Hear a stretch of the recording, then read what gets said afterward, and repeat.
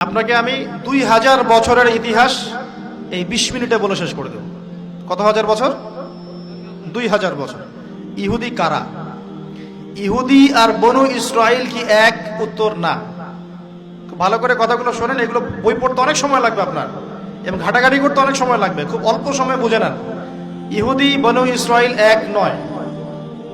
বনু ইসরাইল কাদেরকে বলা হয়? ইব্রাহিম আলাইহিস সালামের ছেলে, এক ছেলের নাম ইসমাইল, এক ছেলের নাম ইসহাক। ঠিক আছে? ইসমাইল আলাইহিস সালাম থাকেন মক্কায়, সেখানে তাকে কেন্দ্র করে একটা সভ্যতা। এই বংশে সর্বশেষ নবী মুহাম্মদ সাল্লাল্লাহু আলাইহি ওয়াসাল্লামের জন্ম। তার মানে আমরা বনু ইসমাইল। আমরা কারা? বনু ইসমাইল। আমরা মুহাম্মদ সাল্লাল্লাহু আলাইহি ওয়াসাল্লামের কওম, উম্মাহ। আর এইদিকে আরেক ছেলের নাম হচ্ছে ইসহাক, যিনি থাকেন ওই শামে, ওই প্যালেস্টাইনে, ওই জেরুজালেমে, ওই জায়গায়, ওইটা শাম। ঠিক আছে? এবং ওখানে তিনি তার বংশ বিস্তার হচ্ছে। তার ছেলের নাম হলো ইয়াকুব। কি নাম? ইয়াকুব আলাইহিস সালামের আরেক নাম হলো ইসরাইল। ইয়াকুব আলাইহিস সালামের আরেক নাম কি? ইসরাইল। এবং তার সন্তানদেরকে বলা হয় বনু ইসরাইল। তার সন্তান অনেক। এই সন্তানদের মধ্যে একজনের নাম ইউসুফ।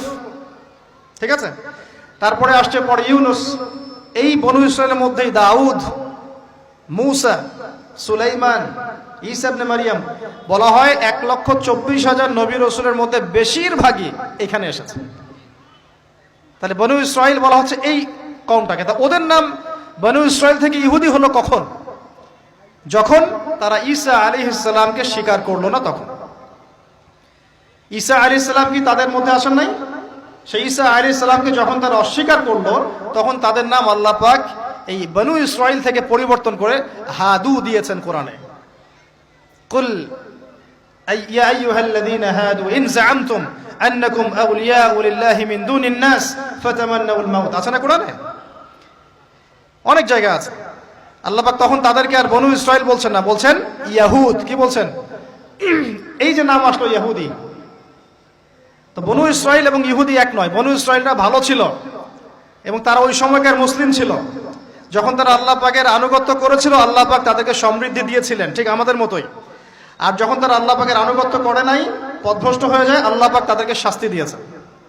এক পর্যায়ে তারা যখন নবীদেরকে হত্যা করা শুরু করেছিল, অনেক নবীকে হত্যাও করেছে। যেমন জাকারিয়া আলাইহিস সালামকে তারা হত্যা করেছে, ইয়াহইয়া আলাইহিস সালামকে হত্যা করেছে। সূরা ইয়াসিন পড়ে দেখেন, ওখানে একই দিনে 3 জন নবীকে হত্যা করা হয়েছে। পড়ে দেখেন।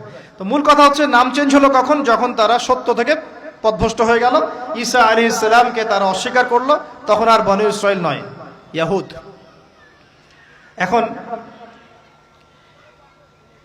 তাদের মধ্যে একজন অন্যতম নবী ছিলেন দাউদ আলাইহিস সালাম। কি নাম?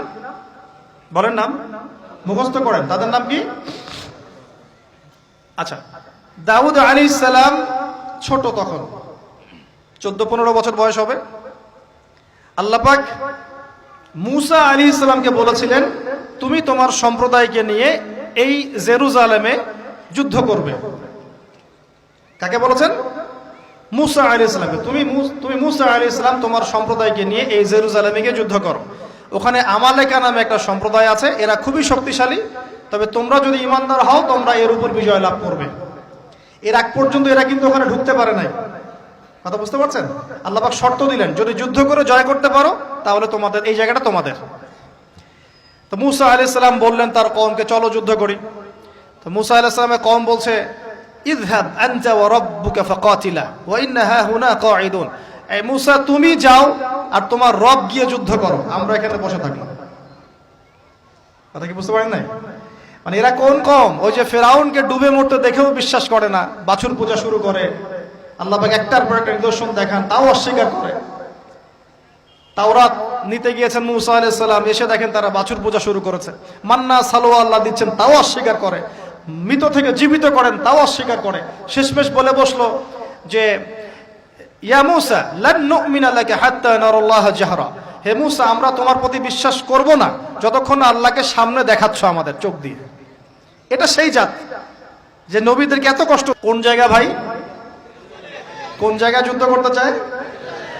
আচ্ছা, জেরুজালেম নিয়ে এত কথা কেন জানেন? কারণ এই জায়গাটা শেষ জামানার সবচেয়ে ইম্পর্টেন্ট জায়গা। শেষ জামানার সবচেয়ে ইম্পর্টেন্ট জায়গা 3টা, মুখস্থ করেন। কয়টা?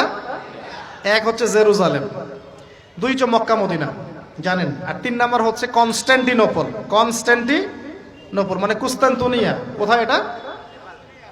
তুরস্কে। আরেকটা জায়গা আছে, এটাও অনেক বেশি ইম্পর্টেন্ট, সেটা হলো খোরাসান। সেটা কি? খোরাসান। এই 4টা জায়গার কথা মাথায় রাখবেন।